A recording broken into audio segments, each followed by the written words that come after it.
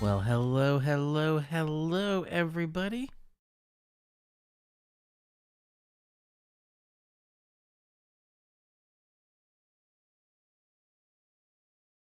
Oh, it's been quite some time. I had weird something. I think it's working now. Hello? Yes, it looks like it is. Cool. All right. Good evening, everybody. This is Chief Meteorologist Andrew Pinero with a bit of an unusual video, an unusual live stream. We're gonna talk a little bit about politics. Because we might need some alcohol for that. Now, this is a new drink that actually AI made for me, and I tweaked a little bit. This was an Oscars watch party themed drink, and the AI named it the Berry Oscar Mule. So this is Dragonberry Bacardi with Grand Marnier, a little bit of lemon juice, some maraschino cherry juice, and Sprite. It's actually really tasty.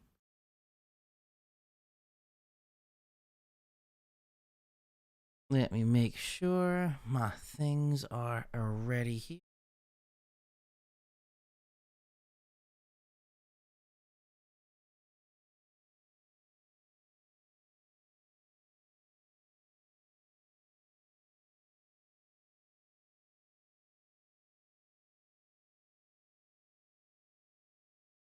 Interesting, Delvin. Yeah, I guess because you are closer to the Canadian border than I am, being near the New York City area, it would work a little bit better for you.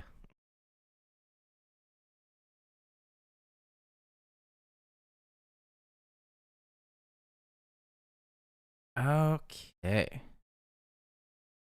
let's talk a little bit about our title topic for the evening, and then a little bit of weather afterwards.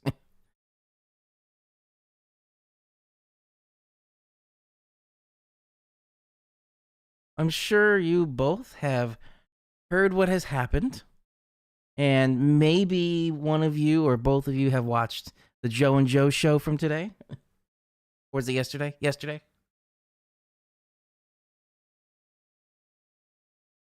And Joe Rayo, from my personal experience with him, is a very polite, happy man. Joe Chaffee is the the cynical one. But in this clip that they released, and if you want to watch it, it's on Joe Chaffee's channel for that show. Joe Rayo goes off. Like, I mean, he really is angry with this situation.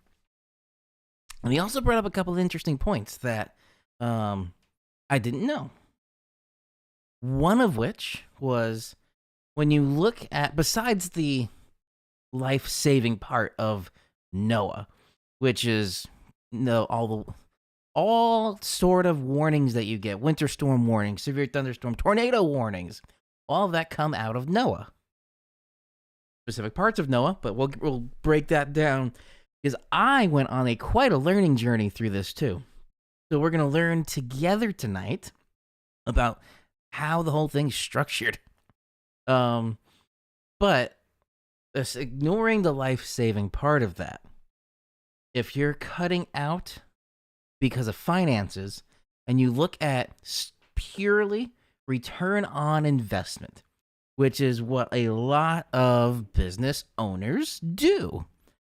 If I invest this amount of money, how much money am I making back? Am I making all of that back and I'm making profit out of it? Or am I losing money? So if I invest $1 million into something, am I getting my million back? Am I getting my million plus millions after that?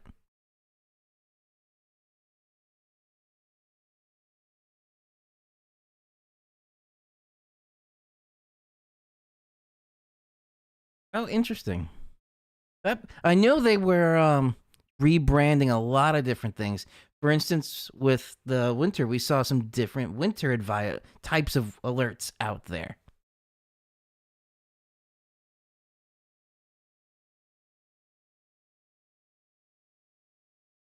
All right.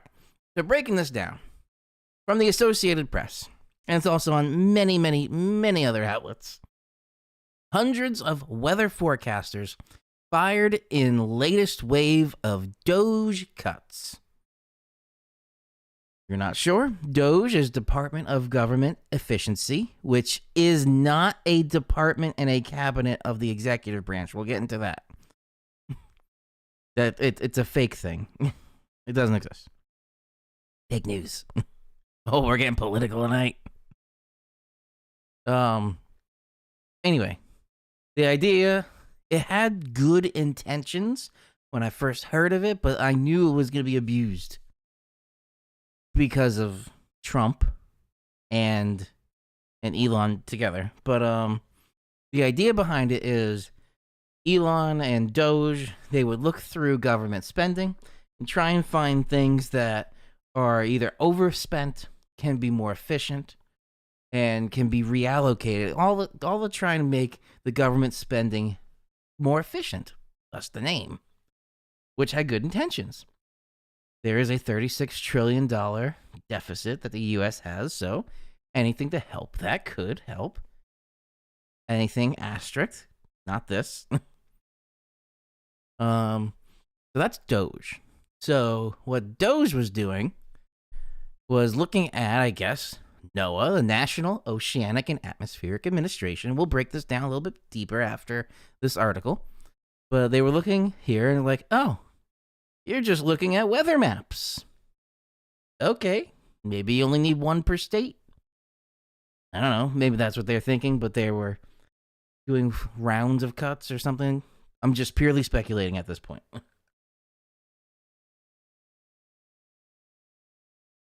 So they're like, my guess is they don't, well, at least Trump doesn't know.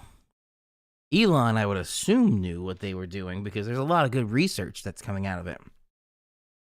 They were trying to be like, oh, I guess they don't do much. They're sitting at computers all day. But going back to my point with return on investment, what Joe Rayo brought up before, whatever the cost is for the running NOAA, the value is many times more that the U.S. gets out of it than what it costs. So I don't know the sources that he got it from. My source is Joe Rayo right now, which I know is a trusted source. The value of weather and climate data that's coming out of NOAA is about $100 billion worth. So say this costs $3 billion to run NOAA. I don't remember exactly how much he said, but let's say it's even $5 billion. Say it costs $5 billion of taxpayer money to run NOAA. Okay, so there's your investment, $5 billion. The value that comes out of it is $100 million. Sorry, other way, not billion, million. 5 million, 100 million. 100 million. Now I'm getting confused with what he said, but ignoring the fact, 5 to 100. 100's greater than 5 in the same unit. So the return on investment is many, many, many, many, many times more than the initial investment for NOAA. So therefore, from a purely business standpoint, it should be a good thing to keep because it makes money for the U.S. government. because the U.S. government can sell that weather information.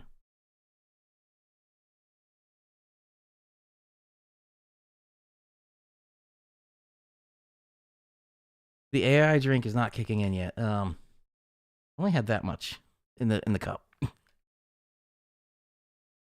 I'm in new territory, uncharted waters here. Anyway, the return on investment wise, NOAA is worth it. So let's see here.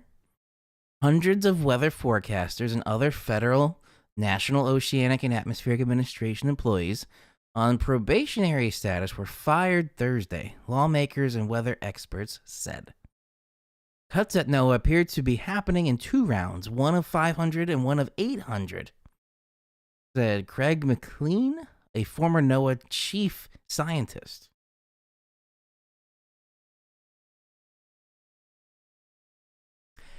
True, I guess it's been a while since I've been in there. But first round of cuts were probationary employees. We're about 375. Let me see, related stories. These are dedicated, hardworking Americans whose effort helped save lives, as I was mentioning before, property from the devastating impacts of natural disasters across the country. Now, also, let's see what AI says for the summary. Something went wrong. Oh, no. Or is it making it? AI is not available right now. Anyway, so this is what has happened. DOGE has cut hundreds.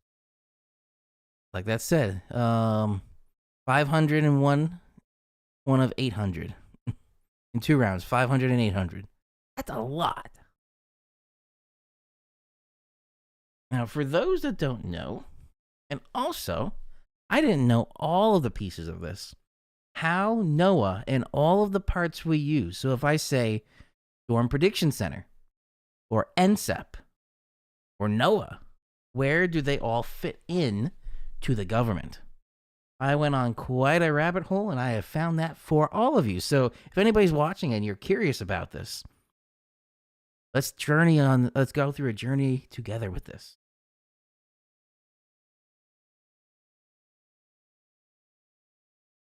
United States of America. So this is the flowchart I have made. NSSL. Which one is that? National something Laboratory? Space? That's my guess. But there is a space thing in here, too, we're talking about. All right, so here's the breakdown. United States of America. Broken down into 3. Judicial branch evaluates the laws. Executive branch carries out the laws. And the legislative branch creates the laws. Neither one of these branches are more powerful than the other. So, Trump, being President Trump, is ahead of the executive branch. Does not mean he's in charge of the country. He is not at all, as president, in charge of the United States of America. He has a 1/3 split between the power of the U.S. Judicial and legislative branches. So all Trump's executive branch is doing really is carrying out the laws. But how does he do this? How does the president do this? Cabinets. This is divide and conquer kind of mentality here, and all of these didn't come up at once. So they were created slowly over the centuries.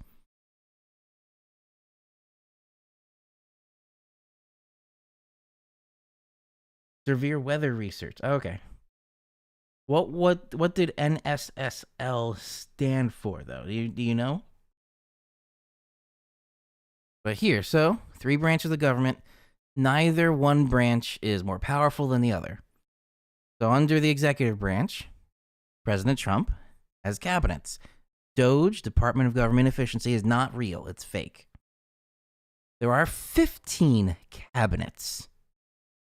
So, going all the way over here, Department of State, Department of Treasury, Department of Interior, Department of Agriculture, Department of Justice, Department of Commerce, we'll come back to that one, Department of Labor, Department of Defense, Department of Health and Human Services, Department of Housing and Urban Development, Department of Transportation, Department of Energy, Department of Education, Department of Veteran Affairs, or VA, and Department of Homeland Security.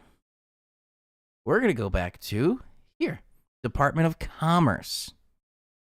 Underneath the Department of Commerce lies the National Oceanic and Atmospheric Administration, or NOAA.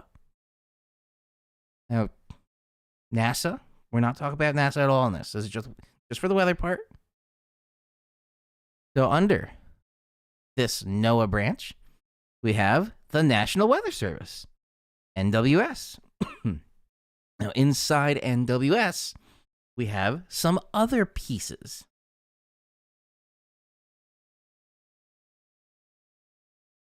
Under the NWS is the National Center for Environmental Prediction, or NCEP. We have seen NCEP before. A lot of the websites are something like ncep.something.something.gov.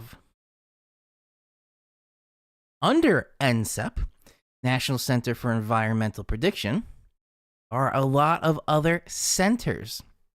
So we're going to go through them here. We have the Space Weather Prediction Center, the Aviation Weather Prediction Center, the Weather Prediction Center, the Storm Prediction Center. This one I actually didn't know was a thing. The National Center for Environmental Prediction Central Operations Center. NCO, they call themselves. Climate Prediction Center, Environmental Modeling Center, Ocean Prediction Center, and National Hurricane Center.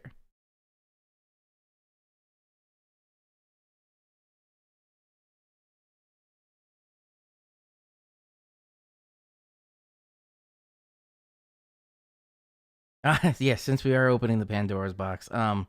Yes, I did see that, and I don't think the New York Governor Hochul will allow it. I have no idea what's going to happen with Mayor Eric Adams of New York City.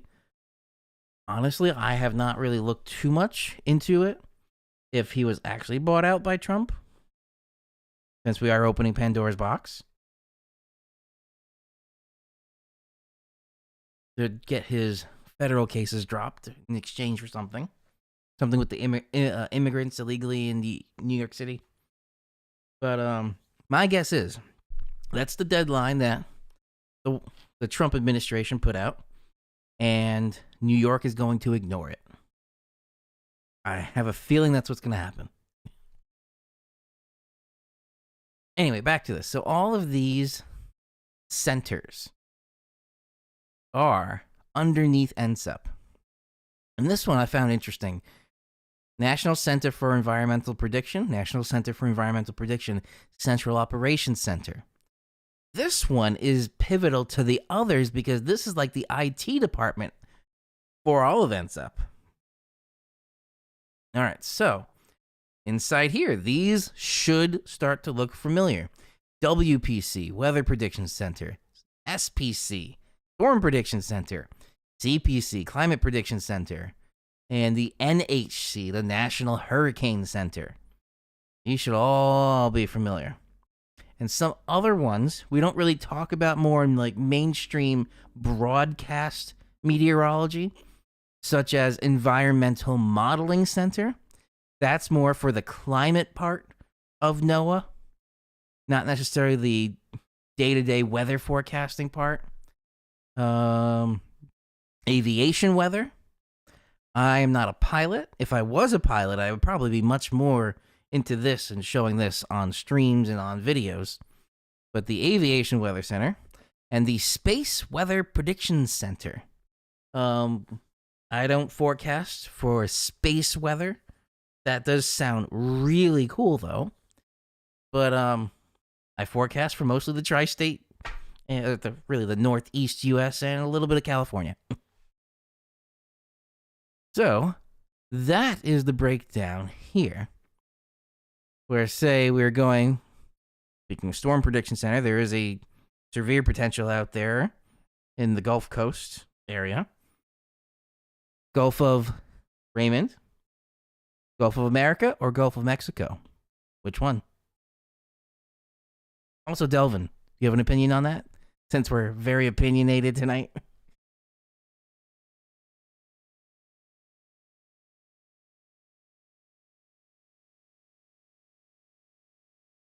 The GFS, I believe that's correct. Climate models, environmental modeling center, right there. I believe that's where, yes, the GFS and the NAM, and even the researching ones, like the WRF, the Weather Research. I forgot what the F stands for, but that's an experimental one. Also, the HRRR, the High Resolution Rapid Refresh. That would come from the Environmental Modeling Center because that's a forecast model.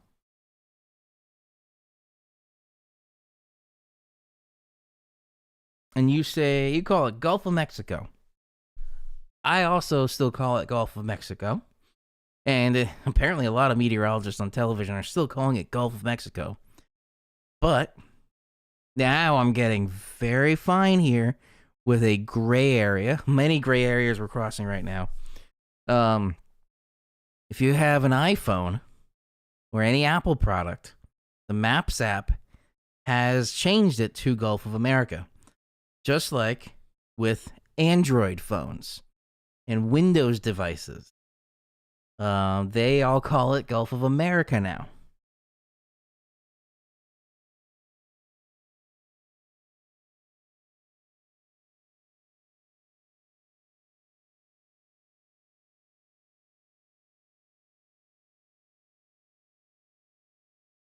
I just saw your comment there. Yeah, I don't use Apple Maps either or Bing Maps. Using OSM. What's OSM?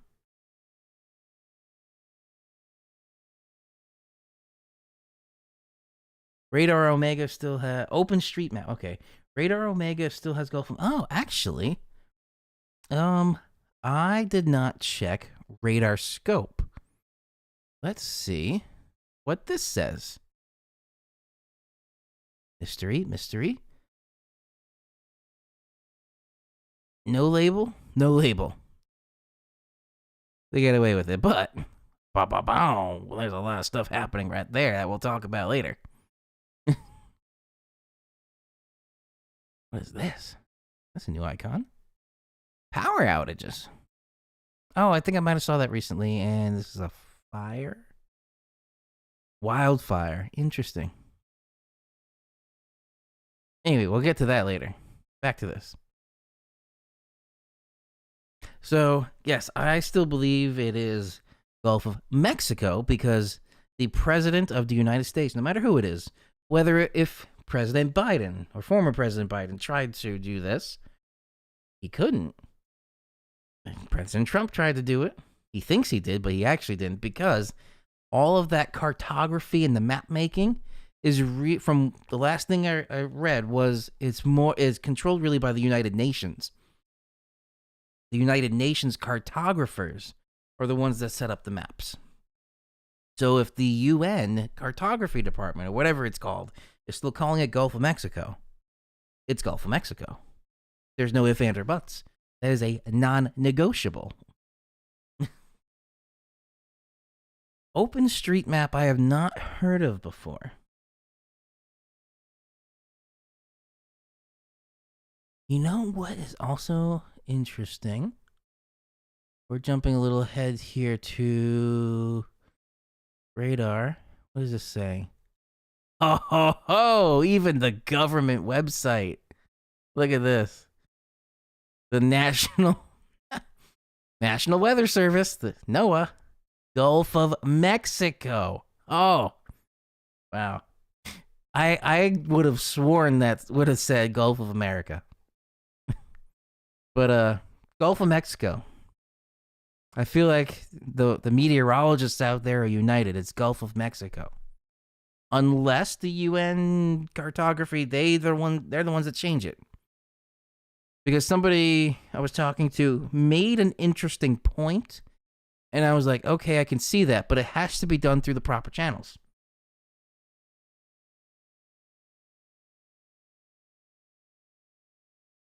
Yeah, that is funny. Yeah. Um, the argument was when you look at the continents. What continent is this? North America. It's not a continent, but what is this called? Mesoamerica or Middle America. What continent is this? South America. These are all continents of America. So therefore, this should be a Gulf of America. I see the logic there. And if that's what the United Nations cartographers want, then so be it. Then this is then called Gulf of Mexico or Gulf of America. That has not happened. It is currently Gulf of Mexico. That is internationally how it is referred to. So it is Gulf of Mexico. But yes, it is quite funny that a government website is still calling this Gulf of Mexico, while Android and Apple have flipped.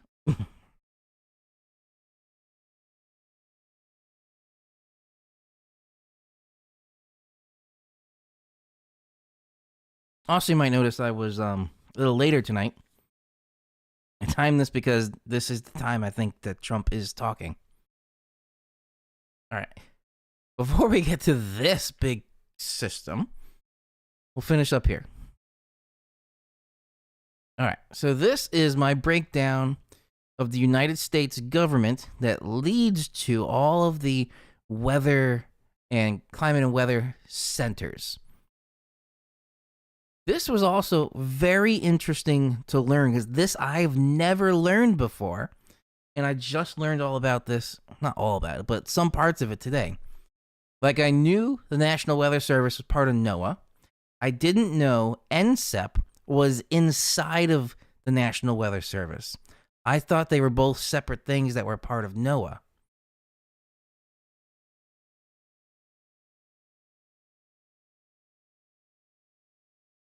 Interesting. So I guess they're kind of doing what the radar scope is doing with not labeling it.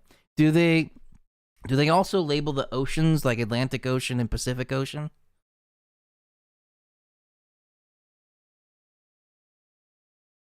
Also, this flowchart could have gone very, very in depth, but like the judicial branch with the Supreme Court and then going down all the courts, that could have been a while. The legislative branch, which is down to Congress, which then Congress is the House of Representatives and the Senate, that could have been complicated there. But I just wanted to get the flow to show where all the weather stuff falls in the U.S. government. So I hope this was at least informative. It was for me to learn that all these pieces are part of NCEP, which I didn't realize because I thought the National Weather Service and NCEP were the same level.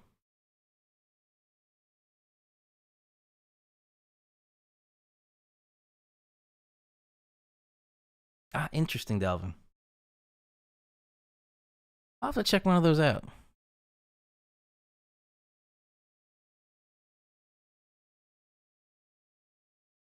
All right. So, my spiel. Quick rant transition back. Right into the barrel of the camera.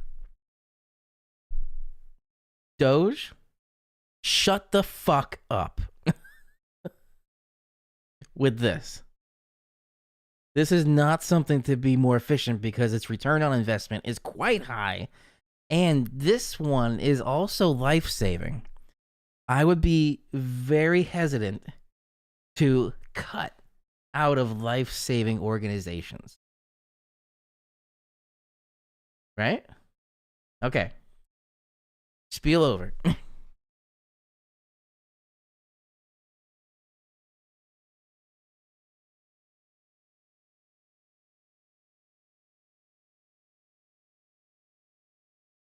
Yeah, since we're still in the open Pandora's box.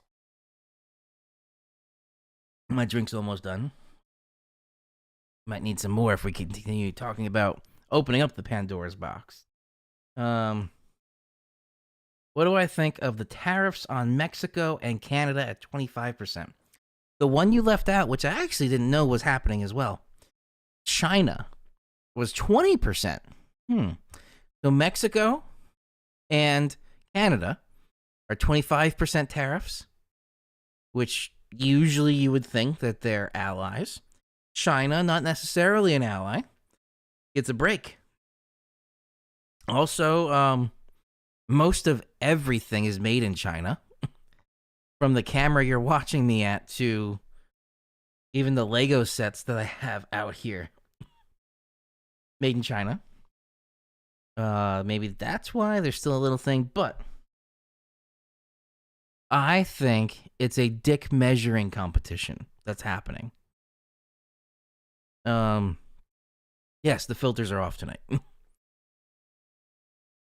Trump thinks that if I impose a tariff on another country, nothing's going to happen to the U.S. citizen. But what Trudeau from Canada has said is yes, it will impact because there's going to be tariffs on the other end. I don't really use Canadian liquor, but for instance, the drinks, Crown Royal comes from Canada. There are textiles that come from Canada. Maple syrup. Maple syrup is Canadian, but it also feels like it's a staple in American breakfast. Comes from Canada. The other thing I didn't realize, garlic. Most garlic that you buy in the grocery store comes from China. Who knew? So this tariff stuff, the tariff bullshit is dumb. If you impose tariffs, there'll be reciprocary. No, that's reciprocary carry with concealed. No, that's forgot what they said. But when you impose tariff on one country, they'll impose one back. Just like if I launch a nuclear missile at one country, they're gonna launch one back. Ukraine. Oh boy, that was a thing. Yes, the automotive sector, I think, will be hit most.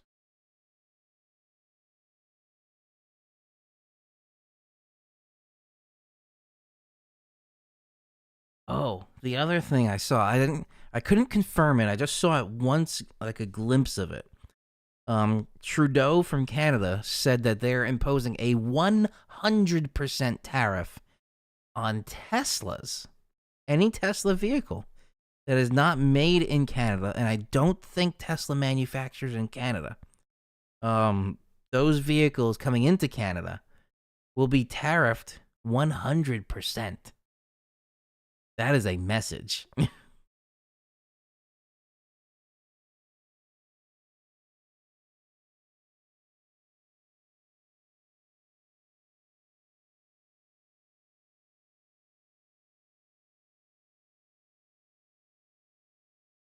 Yes, I agree saving Canada is important too, but Trump's whole thing of he wants to make that the 51st state, and he's calling Trudeau Governor Trudeau because it's a state. That's not the way. This is not the way from The Mandalorian.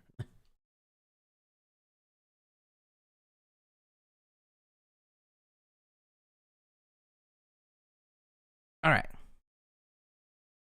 We are switching away from governments and stuff like this to be non-political. Filters back on, everybody. Unless you had any questions. Yes, that is nuts.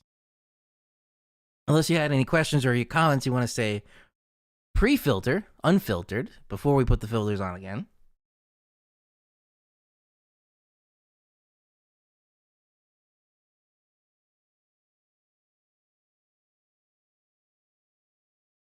Delvin, that is a very interesting point there. There are no American cities that have an average summer max temp below 82. Honestly, I don't mind that. But that's true. So by 2050, what are we 25 years? Wow, that took a minute. 25 years from now, there may be areas that it's just too hot and people are going away.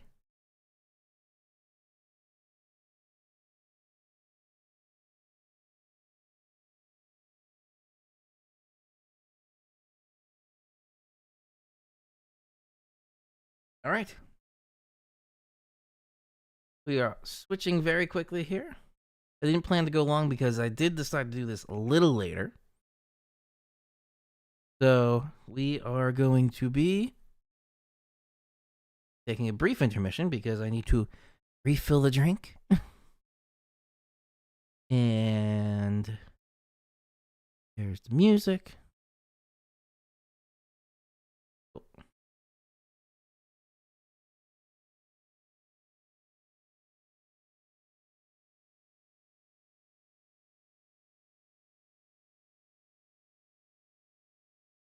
Oh, interesting, Delvin. I didn't know that about Canada.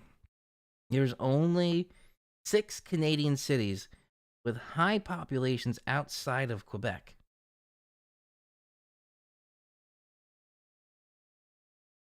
Now, Canada, I actually haven't really been to Canada. I can officially say I have been to Canada because I was on a cruise north that left out of New York City and went to Nova Scotia. So I could say officially I have stepped foot in Canada at Nova Scotia, but it was only for like 2-3 hours. I really can't say I've explored Canada.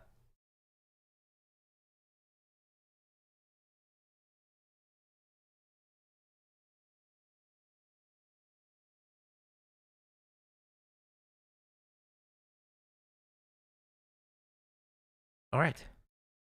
Nothing else to say. All right, everybody. Filters on. No politics. Weather discussion will be ahead for us right now. And we will be right back.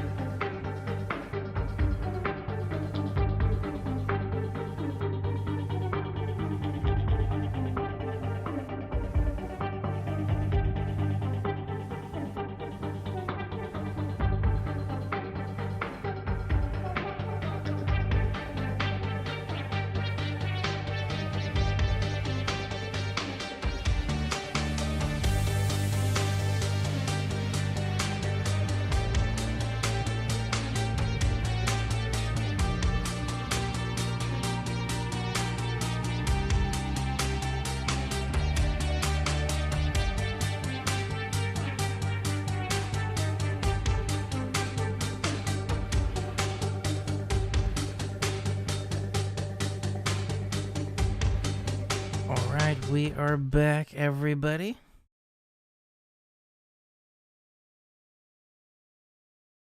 Intermission is complete. Cool. And Delvin, I always love the little facts that you come up with, so I appreciate that. And Raymond, I think Eric Adams will flip parties like RFK Jr. did from Democrat to Republican. I've had that thought too. And then, all right, before the weather stuff, and the filters aren't on yet, I feel like still a lot of black voters are Democrat.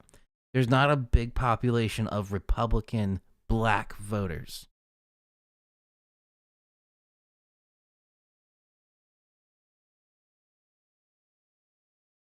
Also, this will probably be the only time I'm going to say this. I'm going to lay out my whole political view. Ready? Set? Here we go. I'm a Democrat. I'm a registered Democrat. I've always voted Democrat. There's only been one time and one person I've voted Republican, and it's the county executive that I live in, which is Ed Day. Because the Democrat really didn't have enough following, and Ed Day was the one that was fighting the Hasidics.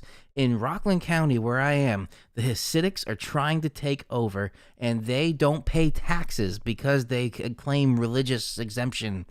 So the Hasidics are a parasite on the county. That's what I'm saying. For my county, the Hasidics need to be in check, and Ed Day, a Republican county executive, is the one that keeps them in check and has the oomph and the power and the following to keep them in check. Otherwise, I am a Democrat. Now, I did never, ever vote for Trump. When Trump ran the first time, Hillary, I voted for Hillary. I didn't like Hillary for one thing. She was very arrogant. And Bill Clinton, I believe this is what cost her the entire election. Because she was so arrogant. And the Clintons in the 90s historically did well in West Virginia with the coal miners. She was arrogant that, they're just going to vote for me. She never went to West Virginia to meet the coal miners and talk with them. Bill tried to tell her, you have to do that, and she ignored that. So they flipped and they voted for Trump. Going then to Biden. I voted for Biden. Yes, he's not all there. He is old. I have a suspicion that sometime in his 4 years, he had a stroke, and they hid that. Because the past couple of years, he seems like he is a post-stroke victim. Just the way he speaks. I know he's always had a stutter, and he's talked about from a child he's had a stutter, and he's trained really hard to try and get rid of that stutter. And he does speak very well, especially if you look at a younger Joe Biden in the Senate, I think he was. he was very good with speaking. But, not all there. Kamala Harris, Democrat. She had a lot of spunk to her. I like that. She really felt like she was one with the people. But I am a Democrat, but I'm an avid Second Amendment supporter. I have a concealed carry permit. I have a loaded gun under my desk next to me. I always have a gun nearby, ready for action. You know the way the Second Amendment people are. And yes, I'm a Democrat Second Amendment supporter. I am a rare breed. But yes, I have a lockbox. I have my key to my revolver that's sitting under the desk right now. I've also had weird bear wildlife encounters before, so depends on the exact caliber. Anyway, so I'm a weird mix in that middle there. And Kamala Harris always rubbed me the wrong way with the Second Amendment or anti-Second Amendment agenda she seemed to have. I was there at Sandy Hook in college when the whole thing went down, and I still support AR-15s. I own an AR-15. It is a very nice type of rifle to shoot. It is not new. It is not revolutionary right now. It's 60s technology. So saying that it's keeping up with what the military uses right now is not true. So that's my problem with her. Still voted for her because I knew Trump would be worse, and Trump is doing exactly what I was afraid he was going to do right now. All right. That is my whole spiel. Oh, I see message retracted from you, Delvin. What was the last thing on there?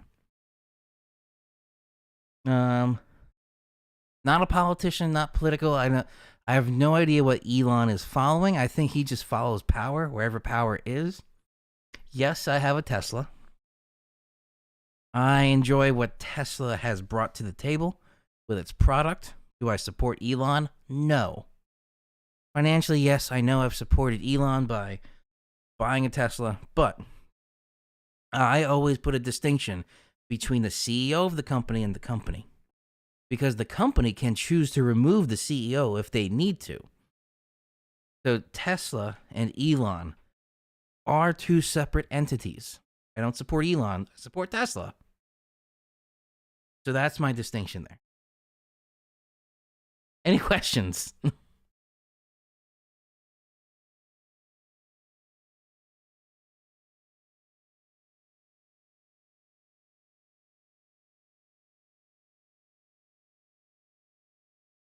No, Raymond, Delvin, no questions about anything I just spieled out there? All right, if not, totally fine. We will now switch to some weather. So on the National Weather Service forecast office, I think this one's safe because it's New York City. There's no active alerts out there. There is a hazardous weather outlook. Let's take a look at what this is. Gale force winds are possible Thursday night. We're going to talk about this because of what's going on right now in the Gulf Coast states, Gulf of Mexico. This is new. The weather story. Oh, that's a different graphic than what they showed before. Heavy rainfall. So this is what it looks like. They're putting out the timings. 1 p.m. to 3 p.m. showers move in. Oh, this is very interesting that they're timing it out this way. Or at least presenting it this way, I should say. 1 p.m. to 3 p.m. showers move into northwest of New York City. 3 p.m. to 6 p.m. showers overspread the area. 6 p.m. to 10 p.m. Rain continues heavy at times. 10 p.m. to 1 a.m. rainfall becomes more scattered. 1 a.m. to 4 a.m. rainfall ends. And that is the New York City area. Let's see if we have that same thing in any other office.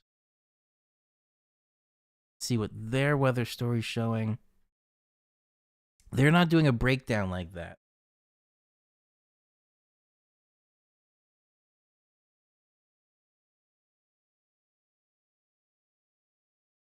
Oh, interesting. In Ontario.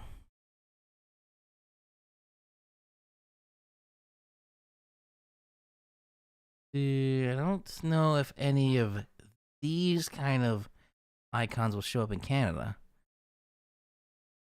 See, what is this about?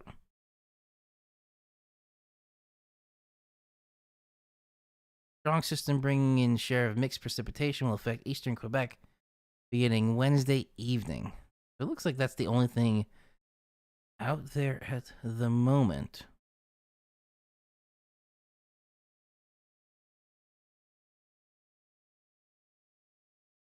I am not very familiar with Canada.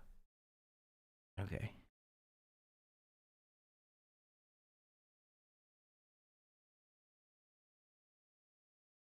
I will say, unfortunately, I'm not very familiar with Canada. I should probably be more familiar with Canada. Ontario. Where is Ontario?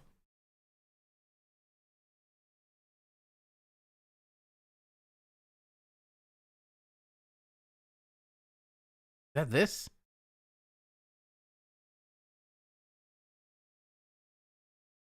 Delvin, where do you get the Canadian radar?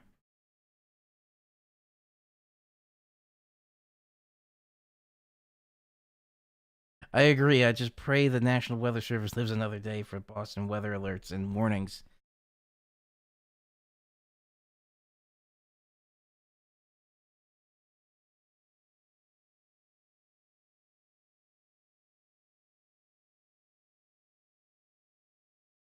I mean, it's still technically winter on the calendar. Meteorological spring has begun 3 days ago on March 1st.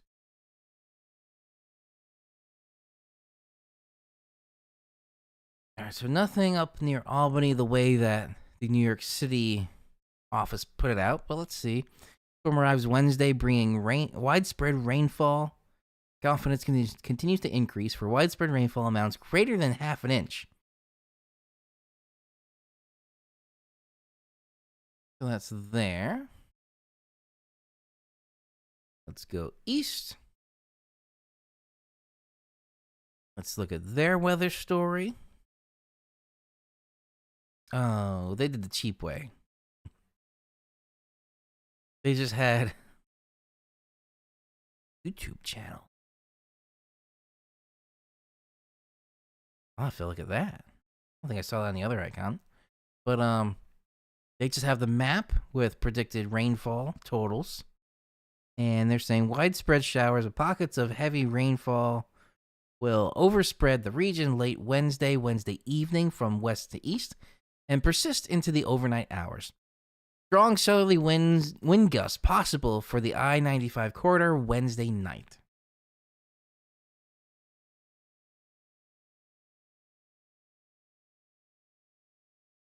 Okay, Delvin, I will definitely take a look at that.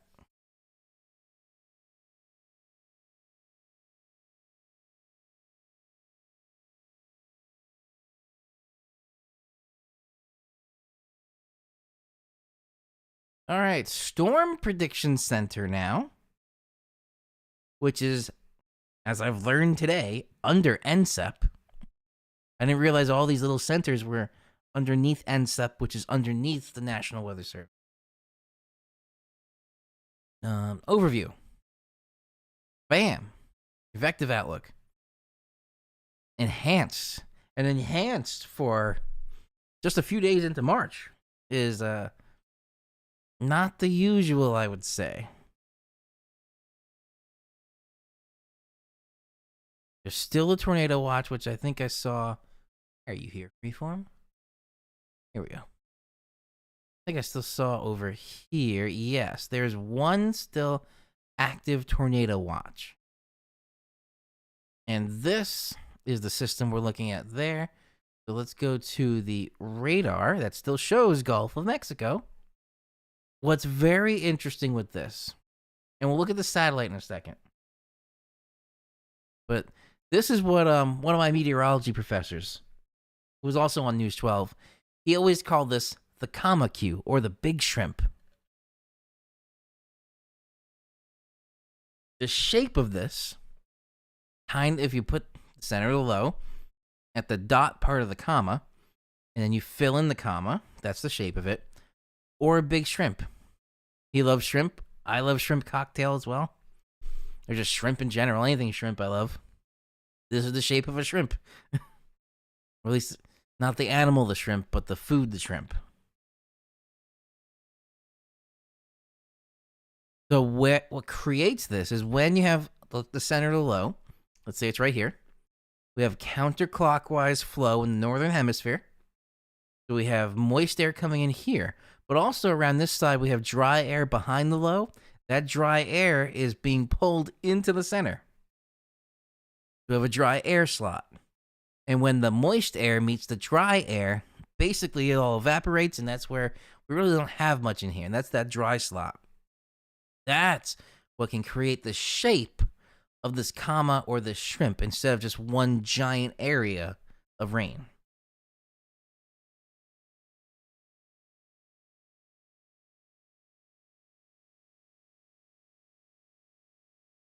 Ah, very interesting. Yes, I never thought. Yes, it makes sense on the map. I never thought of it that way. Just like I technically never thought of it before the whole like Eric Adams thing. New York and New Jersey state I live in, the state I work in. They're border states. When you think of a border state, you think more of like Texas, New Mexico, Arizona, all these states, California. Think of these states as border states with Mexico. But technically, any of the states that border the ocean or the Gulf here are border states. Because once you leave, I think it was because I just went on a cruise in January and it had to deal with the casino laws. The casino can only open when you're in international water, which I believe was 12 nautical miles out. So once you're 12 nautical miles out from the coast, you're in international waters. It was funny that I left this, as the time frame that Trump was about to take office, I left the country. Drink to that.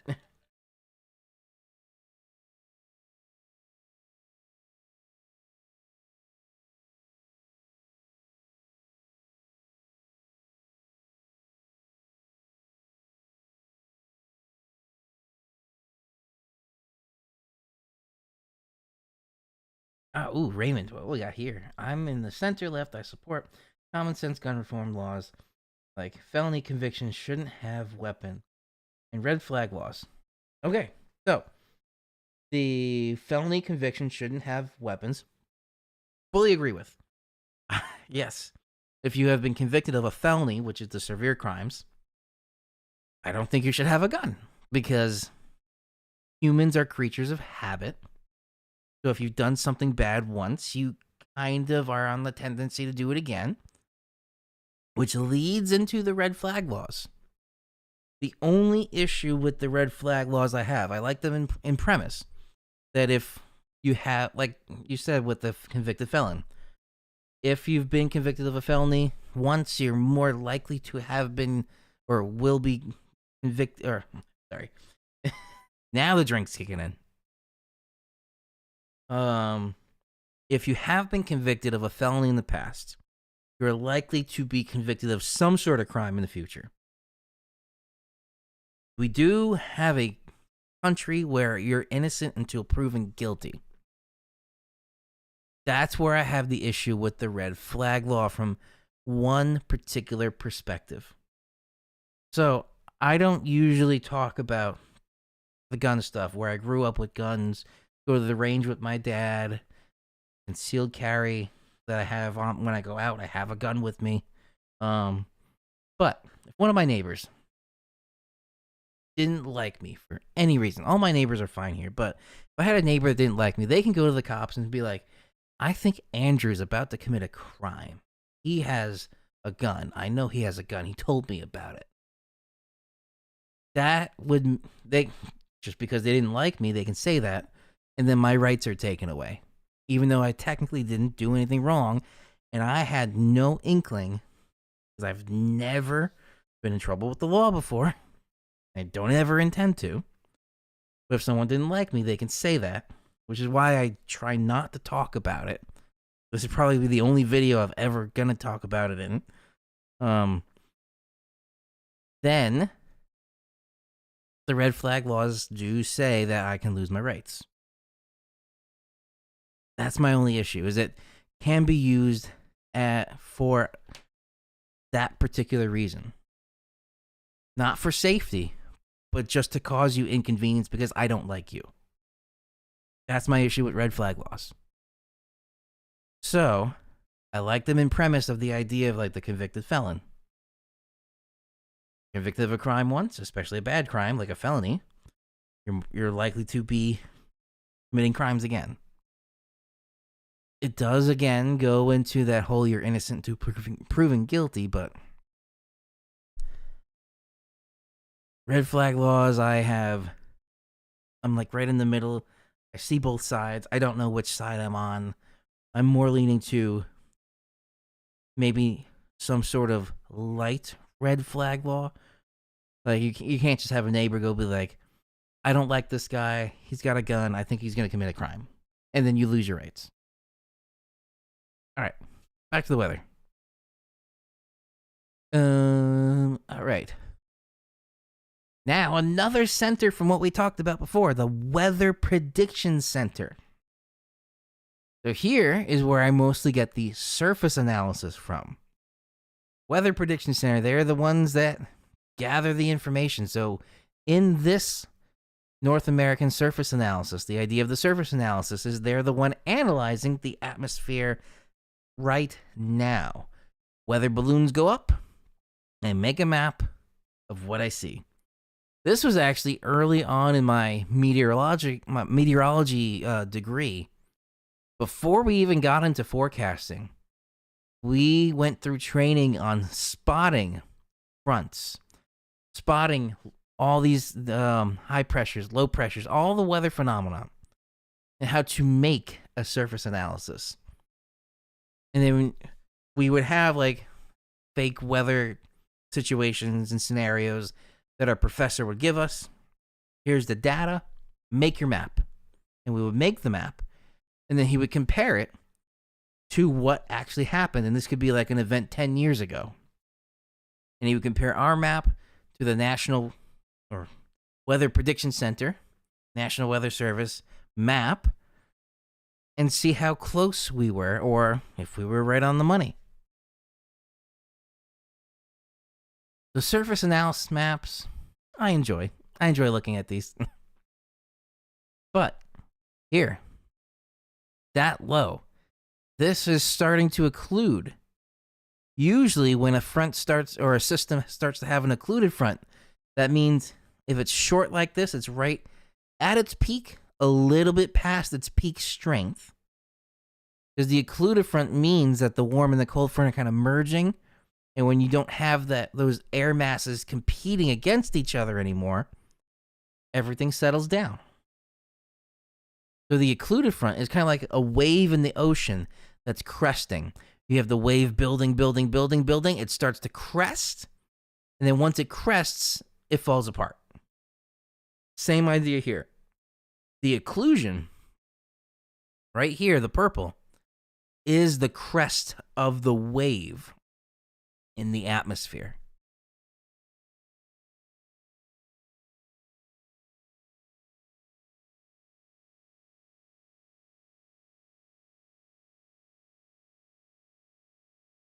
All right, so that's what we're looking at there. So we're not going to go full detail because it is late. I won't go too much longer. Just very briefly, we'll look at tonight into tomorrow.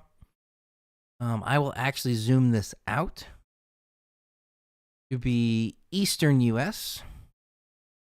There's our system. There's our comma Q, or our big shrimp in the sky. And let's follow it. All right, 12Z. We're still in standard time for now. Daylight saving time is this weekend if you didn't know. So right here. Showers are starting through the New York City area and a lot of the Northeast. We're seeing those showers starting.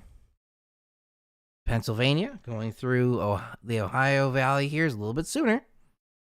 But going into the Northeast, at least, 1 p.m., which is 18Z there, showers are starting.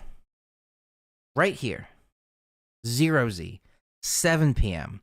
That is the heart of this line, according to the GFS, on the good old tropical tidbits. That may see a thunderstorm. So let's click and let's see what a sounding looks like. Oh.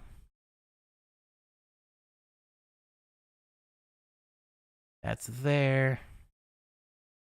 Because the National Weather Service has been back and forth. So yes, there is some cape. And there's no sin. But that's really not enough cape to cause anything.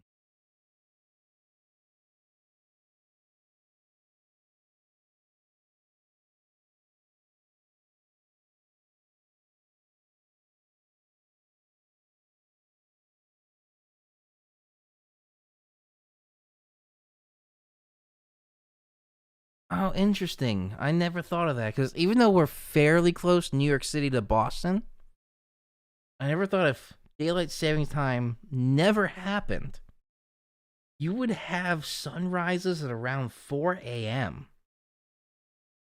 Because I remember working on the news. My shift would start at the news station at 4 a.m.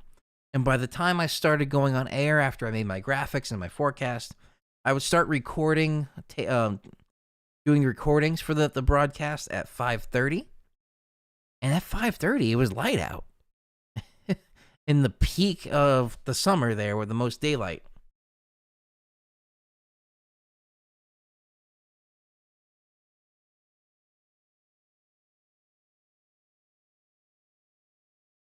Yeah, that would be quite wild.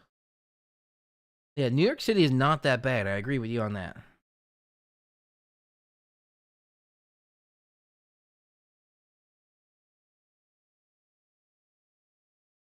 Since we're talking about opinions, daylight savings time, I see where it came from. The reason that it came from is not really an issue anymore. So if we went away with it, the original issue it solved for is not an issue. But we have come so accustomed to daylight saving time. And Delvin, to your point, it gives you more daylight during daytime.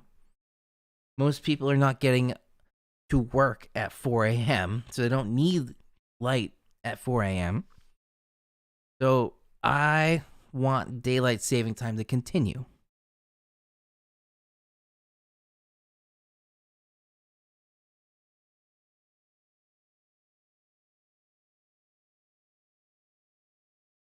Raymond, interesting point you brought up. So a lot of people believe it has to do with farming. That it's something with adjusting to. Have I not switched? I realized. Oh my god, I did not switch back to the picture-in-picture. I do apologize. This is the map I was looking at right now. Was the sounding? I apologize for not bringing that up. Anyway,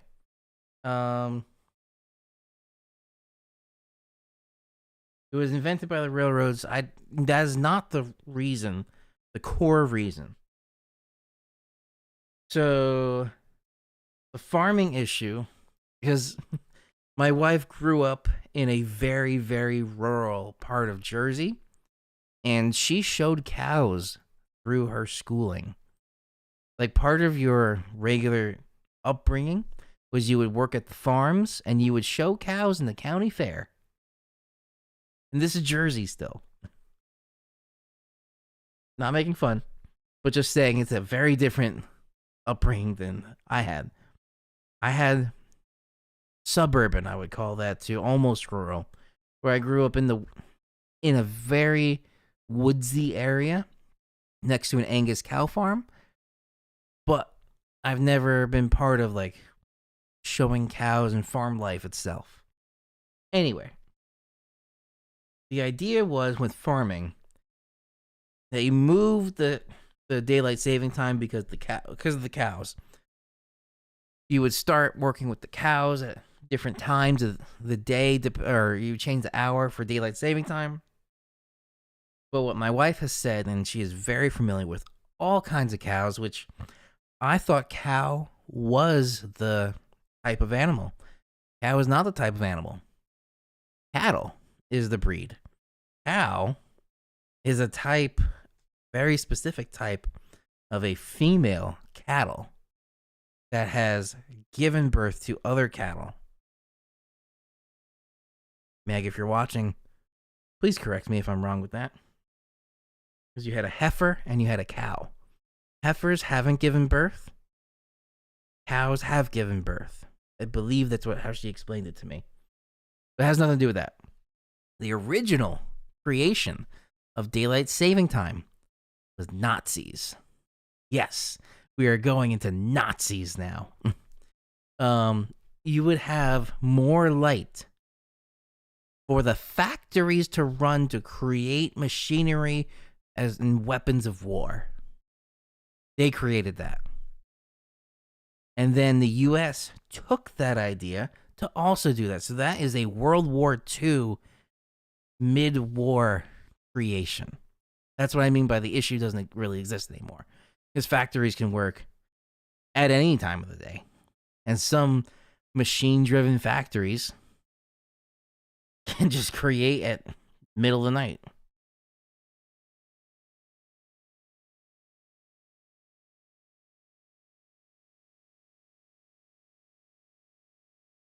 Yes, so you're right there that the railroads did want that. So they wanted to bring in daylight saving time when they heard it from what the war machine was doing for the war manufacturing. So that predates kind of with the way the railroads wanting it. The railroads wanted it because they heard what was happening with the factories.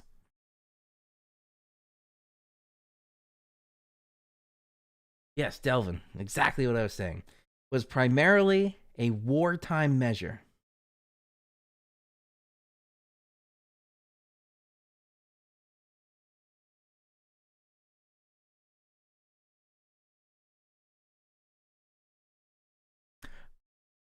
Also, I'm thinking because I'm not a big history, like memorizing history. I don't know if they were called Nazis in World War One during that 1915 to 1918 time period, but it was from Germany.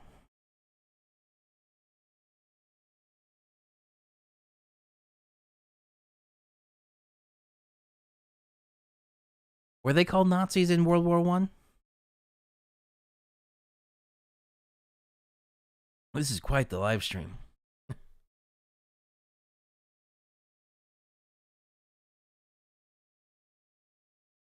World War Two, because factory manufacturing was getting so much more advanced in the 1930s and the 1940s compared to the 19 teens. So it was more useful for the factories. But yes, Delvin's right there that it started in World War One.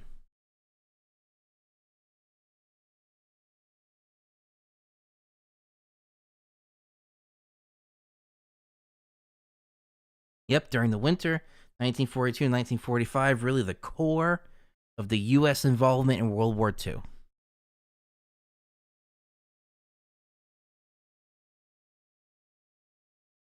Quite a history lesson tonight, too.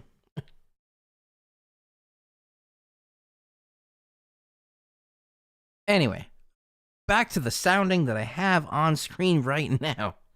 Um,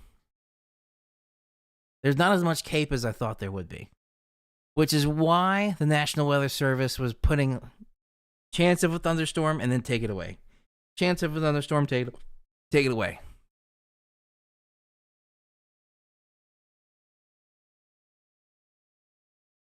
Yes, this is off the railroad daylight saving time stream. Anyway, back to this. Oh no, I have the hiccups now.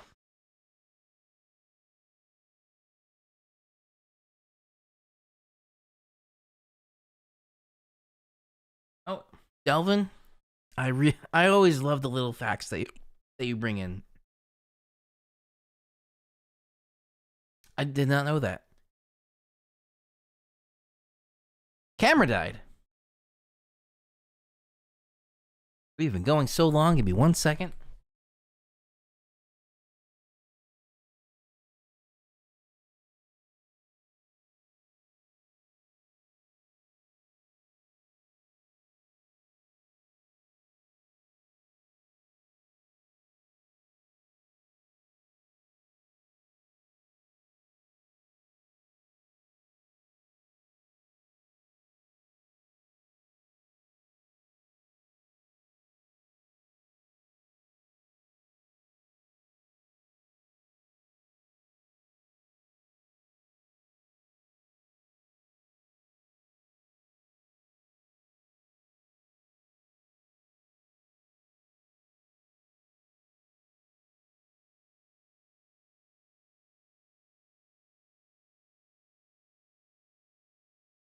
Camera's back. Good looks. Thank you.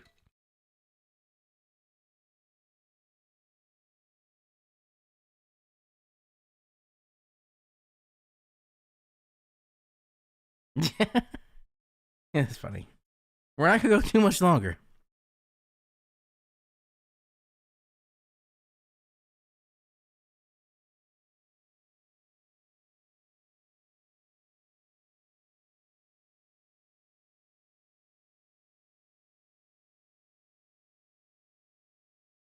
Double daylight saving time.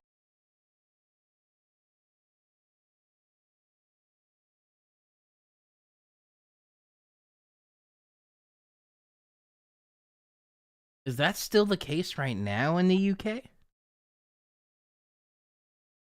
I would not want double daylight saving time. Anyway, back to here.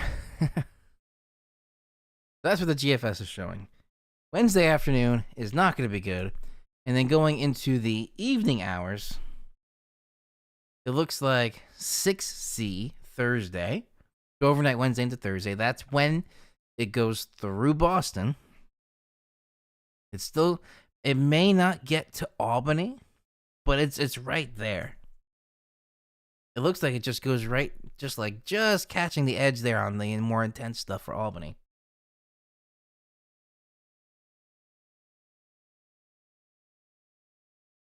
Okay, it's a normal schedule right now. Cool. All right, on to the Euro. Let me back this out. Eastern U.S.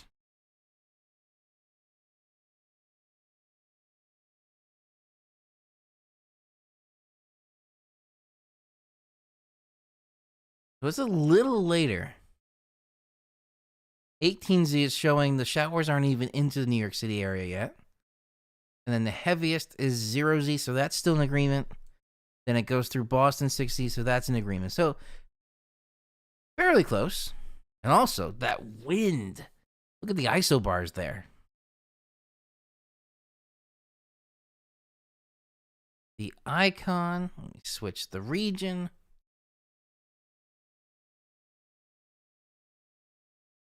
Let's see. 18Z, the shower start. 0Z is the intense part for New York City, going through up into Albany. Then 6Z it's petering out, but that's where the line goes through for Boston. So fairly in agreement, these models are. That was the icon. 12-kilometer NAM. Let me back this out as well. All right. Showers start in the afternoon, 1 p.m. And then 0Z, 7Z, or 0Z, 1Z, 7, 8 p.m.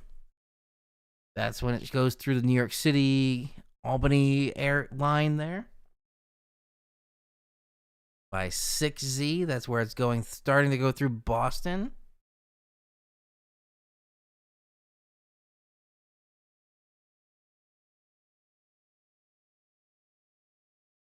So Ontario might see some snow showers, yes. Going up into Canada, right there, that's where your 540 line would be. Let's show it here. Go ahead and zoom in a little more.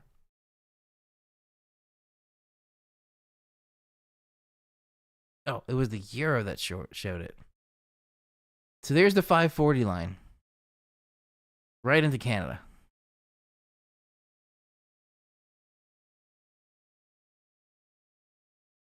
And your question was, how well does the convection show up on the NAM 3-kilometer? Let's take a look now. So there's your showers starting the early afternoon. Going into the evening right there. Let's take a peek right in there. Most unstable Cape, 0.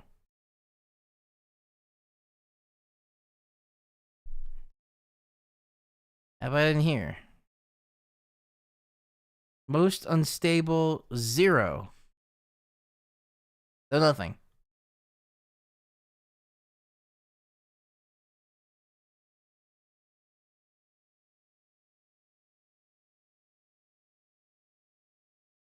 Yeah, the Canadian area, very fascinating with the weather.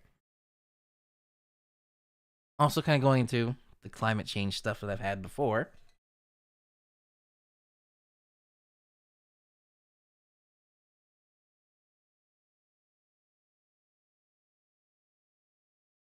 Yep. Raymond, you got it. It looks like a high shear, low cape.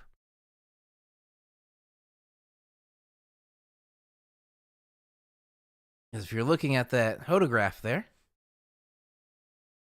and just the wind speeds, high shear, and also 49 Fahrenheit there for the line.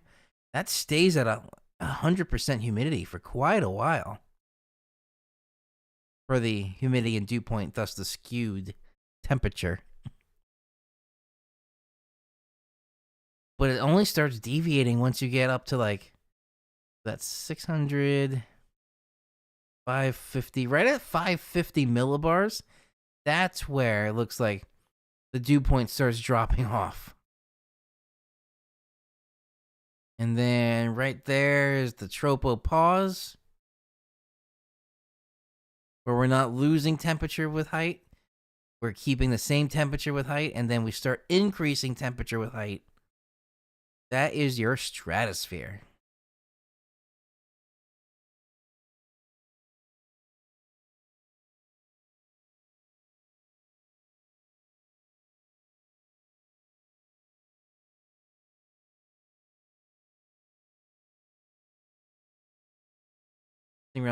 Delvin, I appreciate that because, yeah, Canada cities, especially, even though I'm a New Yorker, I haven't really looked at like Canadian cities that border the U.S. Man, I'm drawing a blank. The Niagara Falls, the city that's right there in Canada on the Canadian side, not the U.S. side, because I've also heard that the Canadian side of Niagara Falls is better.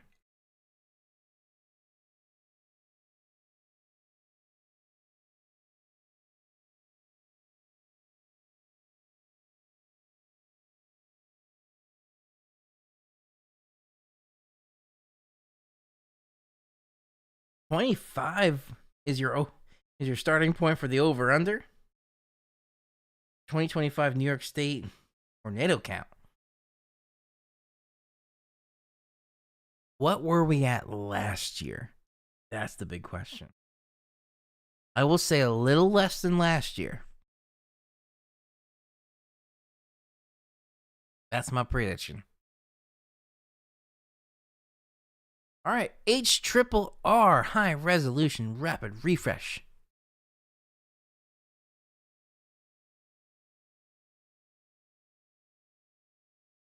Right, isobars. Oh, not on the run that I want. I want the 0Z. This doesn't really look like it has much energy with it at all. Right there, looks like the most intense rain and most unstable cape is nothing. But sheer. High sheer, no cape.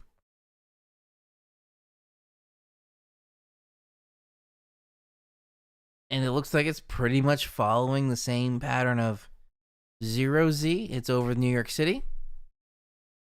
And then 6Z. It's over Boston. But less intense. Oh. All right.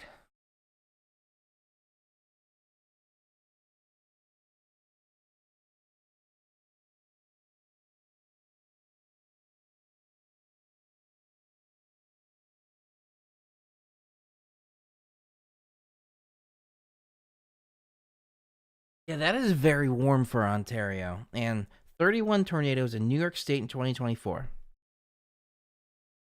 22. So I'm going under 25.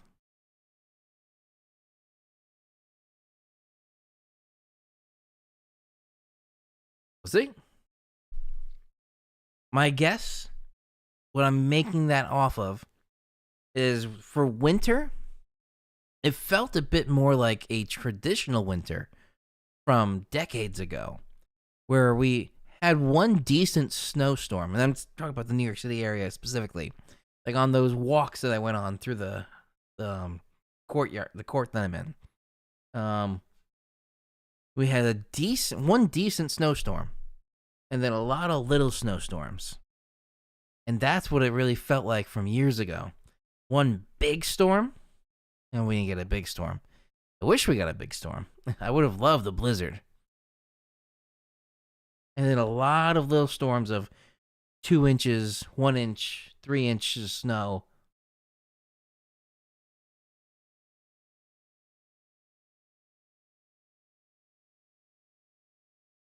All right. So that's pretty much going to be a wrap for this stream.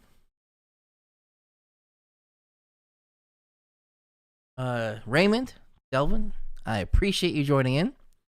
I also appreciate you listening to my whole political spiel and the very interesting part of DOGE trying to get rid of or cut down NOAA. I learned a lot from doing this research earlier in today. So I feel more equipped to talk about it, at least. And I appreciate both of you, Delvin, for your knowledge, Raymond and Delvin for your conversation, and all the little tidbits, Delvin, you bring in, and Raymond for bringing in also historic elements. I love to hear all that, too. But I hope you two enjoyed, and anybody that's watching the stream for the first time, if you want to get the latest weather forecasts, you want to learn about the climate. Also, the other part of the channel, the electrified part, is about my transition to EVs with the Harley-Davidson Livewire and the Tesla Model Y. Although I don't know how afraid or not afraid I am to say that I have a Tesla now, because a lot of people are getting their Teslas vandalized. So that's not good. And I hope that doesn't happen to me. The Teslas do have cameras everywhere, so if you try and vandalize a Tesla, you're going to get caught. That's just a matter of fact. So don't do that. It's not nice. If you have your own opinion, don't take it out on your fellow neighbor, your fellow townsperson. Take it up with your politicians and vote. Or just at least talk to them and be like, hey, I don't like what's going on. Please help get this changed.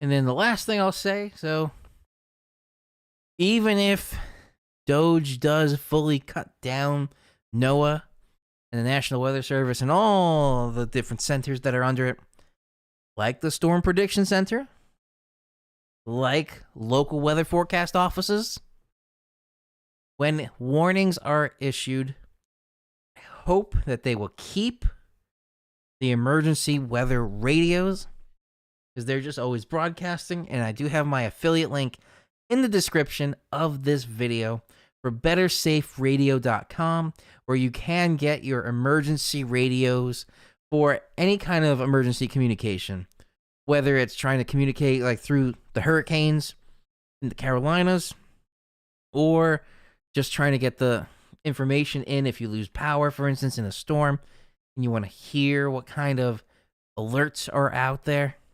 NOAA Weather Radio is really key for that. And I talked about that in my How to Prepare for a Storm series. So check that out if you're new to the channel. Otherwise, that's a wrap. Delvin, Raymond, thank you for watching. Thank you for joining in on the chat. Again, anybody new out there, thank you for watching. And I hope you all enjoyed. Again, check back on the channel for EV stuff. Some more Full Charge Thursday. I'll have my part 2 coming out this week. And also the weather. I'll maybe have a weather update video. I don't know, depending on work stuff, if I can time it to get a weather update video out at the time that I'm getting the most severe of the weather, whether it be thunderstorms or just heavy rain. I'll try and get a video out tomorrow. No guarantees, though, unfortunately. But definitely try for that. And if not, look forward to Full Charge Thursday on Thursday. Weekend outlooks. All that's going to try and come back now that I have Finished my last of the vacations of traveling for every month for 6 months straight. And that's it. This is Chief Meteorologist Andrew Pinero. Thank you all for watching, and I'll see you all in the next video.